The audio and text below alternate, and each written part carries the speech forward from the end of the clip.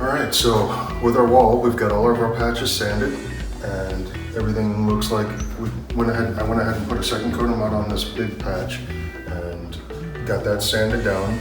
It's looking pretty good. So now we are going to go through and prime all of our patches.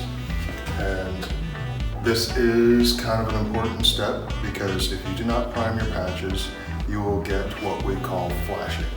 It's like when you look down a wall against the light, you'll see it almost looks like dry spots here and there.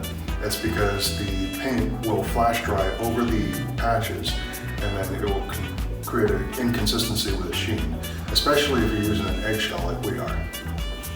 So.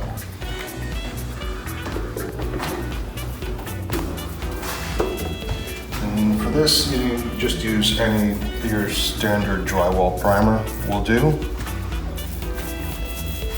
We're just looking to seal those patches so that we'll get an even consistent finish with our paint.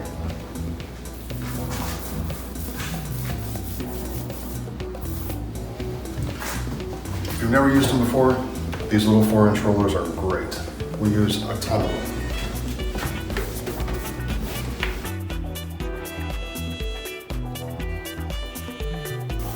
So when you're spot priming, you really want to be aware of your edges. So you can see how the edge is kind of broken and inconsistent. That is what you're looking for, because if you have a hard line, or what we would call a rope, it will be visible in the finished coat.